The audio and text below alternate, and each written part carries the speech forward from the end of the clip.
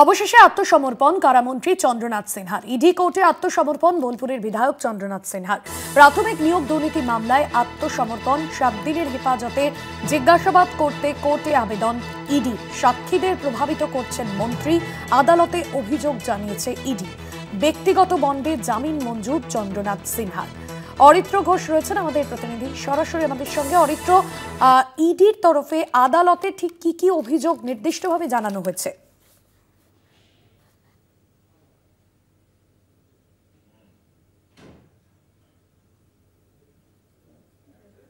আগে ED special কোর্টে আবেদন জানায় এনফোর্সমেন্ট ডিরেক্টরেট এবং চন্দ্রনাথ সিনহাকে হেফাজতে নিয়ে জিজ্ঞাসাবাদ করার আবেদন তারা জানিয়েছিল।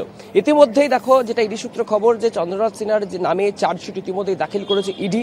রাজ্যপালের কাছে অনুমোদন পাওয়ার পরেই তার মধ্যে যে বিচার প্রক্রিয়া, সেই বিচার প্রক্রিয়া শুরু করা হয়েছে এনফোর্সমেন্ট ডিরেক্টরেটের তরফ থেকে।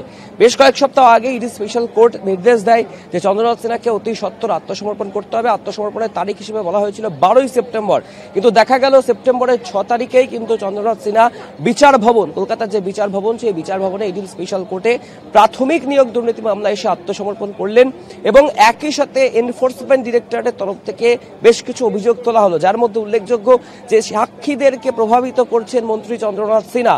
এই অভিযোগ করা হয় ইডির তরফ থেকে এবং ইডির তরফে আবেদন করা হয় যে 7 দিনের হেফাজতে নিয়ে জিজ্ঞাসাবাদ করতে চায় এনফোর্সমেন্ট ডিরেক্টরেট। দেখো, দুপক্ষের সওয়াল জবাব পর্বের শেষে ইডি স্পেশাল কোর্ট যেটা নির্দেশ দিচ্ছেন যে 10,000 টাকার ব্যক্তিগত বন্ডে জামিন দেওয়া হয়েছে মন্ত্রী চন্দ্রনাথ সিনহাকে এবং 1 সপ্তাহের জন্য সময় চাওয়া হয়েছে চন্দ্রনাথ সিনহার আইনজীবীদের তরফ থেকে। শুধু ব্যক্তিগত বন্ডে নেই, একই সাথে আদালতের বেশ কিছু শর্ত রয়েছে, যেমন আগামী 16ই সেপ্টেম্বর এই মামলার পরবর্তী শুনানি রয়েছে এবং 16ই সেপ্টেম্বর পর্যন্ত মন্ত্রী চন্দ্রনাথ সিনহা বোলপুর ছেড়ে কোথাও যেতে পারবেন না, অর্থাৎ বোলপুরের বাইরে তিনি যেতে পারবেন না, এমনটা কিন্তু আদালতের তরফ থেকে শর্ত আরোপ করা হয়েছে। দেখো, খুব উল্লেখযোগ্যভাবে মন্ত্রী, প্রাক্তন শিক্ষামন্ত্রী পার্থ চট্টোপাধ্যায়ের পর এই প্রথম মন্ত্রী চন্দ্রনাথ সিনহার বিরুদ্ধে নিয়োগ দুর্নীতি মামলা যে তদন্ত, সেই তদন্ত শুরু হয় এবং যেটা ইডি সূত্রে খবর যে এই মামলার যে চার্জশিট, ইডির তরফ থেকে যে চার্জশিট দাখিল করা হয়েছে, সেই চার্জশিটে নাম রয়েছে মন্ত্রী চন্দ্রনাথ সিনহার।